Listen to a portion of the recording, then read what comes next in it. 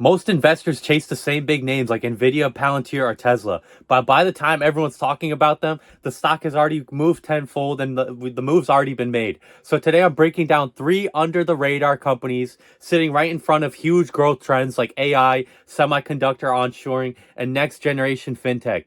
These aren't hype stocks, they're real businesses with clear catalysts for 2025 and beyond. Let's get into it. First stock on the list is CEVA Inc., ticker symbol CEVA, and this is a US based semiconductor IP licensing company, which I know it's a big jumble of words. It just basically means that they don't manufacture actual chips. Instead, they design and license AI, DSP, and wireless cores used inside of stuff like sensors, IoT devices, drones, cars, wearable items like your watches or stuff. Think of CEVA as a mini ARM Holdings that is basically more focused on the edge of the world AI, and that's really, I think, just starting to take off, and that's why I think ARM is overvalued at this point, but I think CEVA is very undervalued. Everyone talks about Nvidia and data center AI, but the next $1 trillion market is AI at the edge, devices that process data locally without the cloud.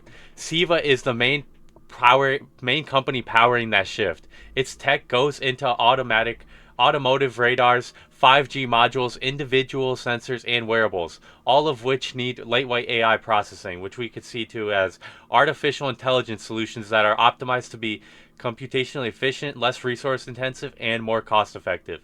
They recently just launched the Nuo Pro AI processor, which offers up to 50 times efficiency improvements for edge interference, all already being tested by tier one automotive suppliers. And because CEVA licenses its designs to other companies instead of building actual hardware that is put into these devices, its margins are very enormous and it will continue to grow in the future. Not only this, but every design basically becomes a royalty stream for the remaining future of its how long it's used by the company and how long it will be in production for.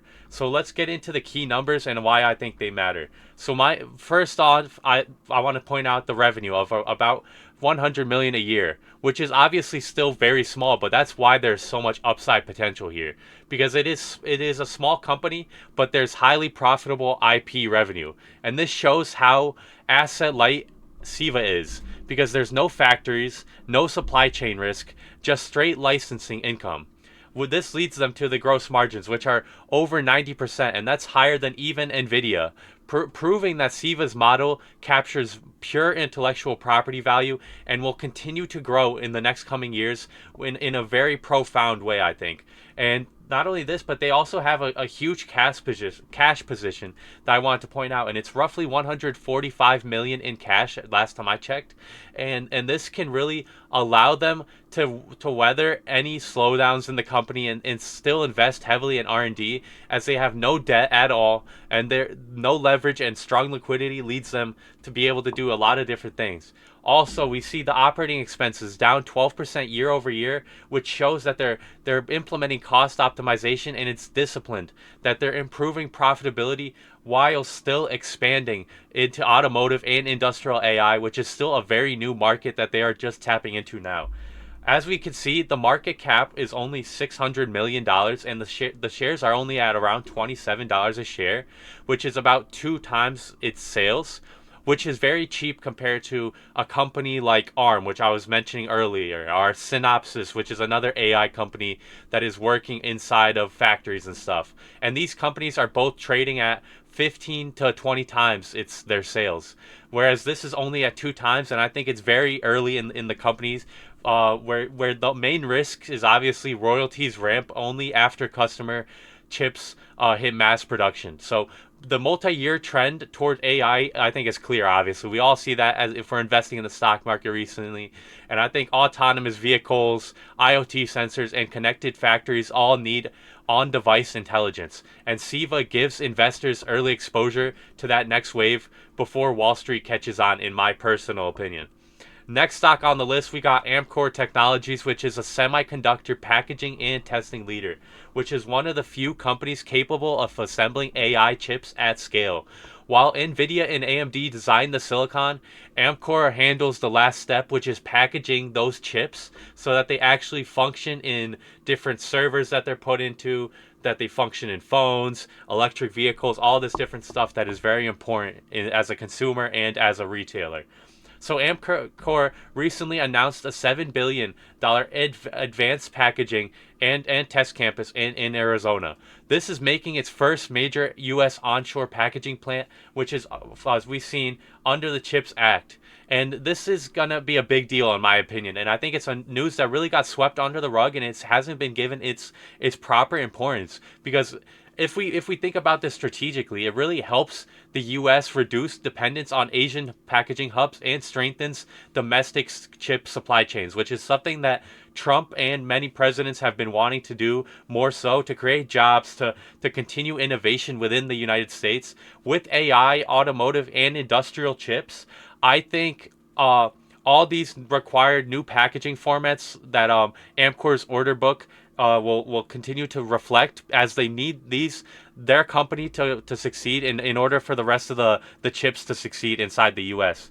So some of the key numbers I want to point out is the revenue, which is, I only have the quarterly, but the revenue was $6.7 billion in 2024, and it's projected to be $8 billion by 2026, which is strong double-digit growth driven by AI and automotive chips, proving demand beyond smartphones.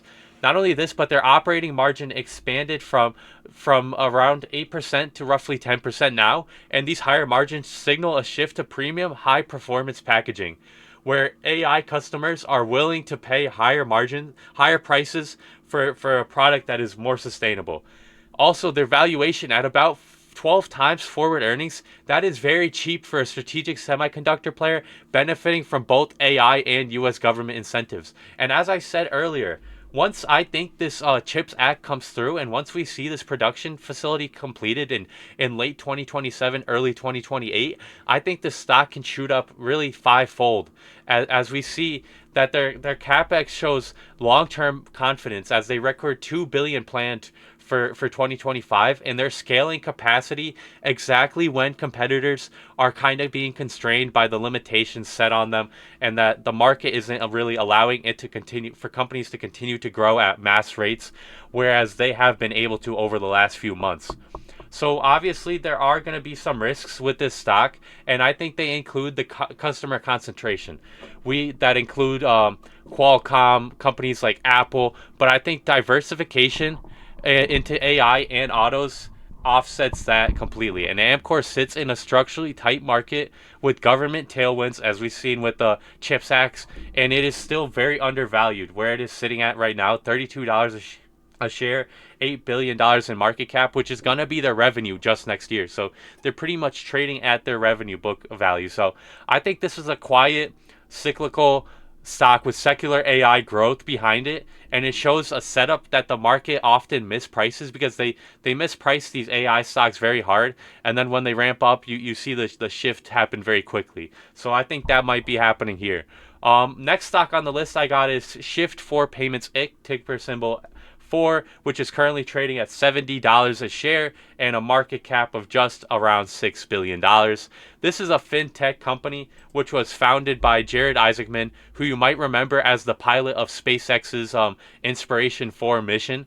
The company provides end-to-end payment processing solutions for restaurants, hotels, sports stadiums, and increasingly international retail.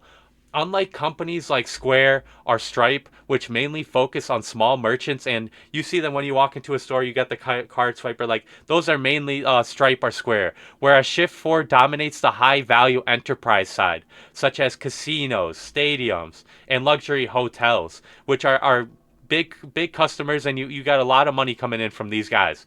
It's quietly also been signing massive contracts from the NBA. We've seen the San Antonio Spurs, integrated payment technology partner for the NBA team, and we've even seen Caesar Entertainment Systems, and even SpaceX has a deal to process domestic payments for SpaceX's Starlink service, estimating the potential to handle 100 billion in long-term subscription payments.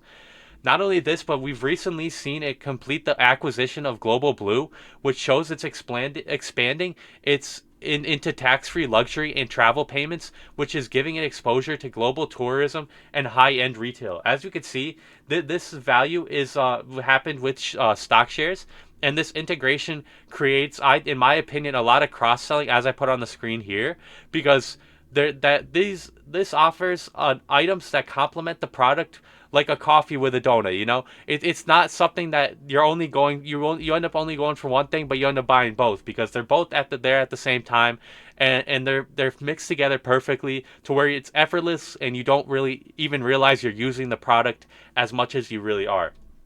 So as we can see here, some of the key numbers I want to point out is that the revenue is expected to grow to reach 3 billion by 2026, which is growing roughly 30% annually, which shows fast profitable growth, not from hype, but from enterprise clients locked into multi-year contracts. Also, the EBITDA scale is something I really want to point out, and it's around 25%. And this shows their scalability inside this company, as every new client adds more profit with minimal extra cost. With these, there's a lot of valuations being put out, but the main ones I want to point out is that there's about 12x 2026 earnings per share estimates, which half the multiple of peers like Stripe, as I was saying earlier, are Square. And so this is very undervalued compared to the market and the niche it is targeting. And I think it has a strong room inside the business that will continue to grow as it gets adopted by more big companies and shareholders. So this is leaving room for multiple expansion as visibility improves. Not only this, but I want to point out the insider ownership. As the founder and executive chairman of Shift4 Payments, which is the CEO, Jared Isaacman. He owns about 30% of the company, which signals a very rare thing where there's strong alignment with shareholders and expanding and long-term expanding execution confidence. As we can see here, he is constantly buying and he's actively buying shares with recent transactions in August 2025 that increased his direct holdings. And this is very crucial to see as a company. You want your CEO to be buying shares and believing in the same thesis that you are. And I think that is a clear indicator that this stock is about to go a lot higher and recap that will continue to see moves in the future.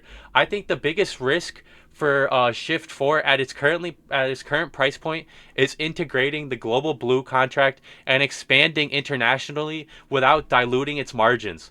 But Shift 4 is already profitable, which is something I think a lot of people aren't realizing, and the market hasn't really priced that in yet. So it has high insider ownership, a strong cash position, and it's growing revenues. I think if it executes, it could become the next PayPal just very earlier in the curve. I kind of drew it here on the chart where I think we are right now. It's like early 2017 for PayPal, and then obviously we know what happened. And today it kind of fell, but I think the valuation it's a compelling asymmetric setup that is favoring inside of the upside for me, in my opinion. So to recap, guys, CEVA we got is a hidden AI property play riding the edge of AI. And I think AI, obviously, everyone talks about it. Every video you're gonna watch is gonna mention it at least once. So I'm gonna give my honest thoughts. I think there obviously is some type of bubble going on, but I think this company is still positioning itself inside such a great way, and it's very undervalued to where I think once it executes, this stock will still perform very well, even if there is market turndowns. So also we got Amkor, the backbone of U.S. semiconductor packaging and onshoring. So this is crucial as we see with the CHIPS Act and everything we've seen here. I think this could be a really good investment in the next couple years that continues to create returns as the U.S. tries to create more stuff domestically. And then we got Shift4, the most recent one, which is founder-led fintech expanding globally with scalable margins. And as I said earlier, I think the main things is their contracts and how many partners they can really get. If they could get all the NBA, all the NFL, all these big franchises to partner with them, I think this stock will really multiply to the upside very quickly. So here we got three companies, three massive trends, all largely ignored by retail investors. I've never even heard of Shift4 or CEVA really until I was researching to make this video. And I think sometimes the best opportunities aren't in the headlines for you guys. And they're actually in the quiet corners of innovation. So if you found this breakdown helpful, make sure you guys drop a like. Make sure you guys drop any comments if you guys want me to check out a stock or you have any thoughts. And if you have any insight, give me them in the comments. And make sure you guys subscribe. Thank you. Bye.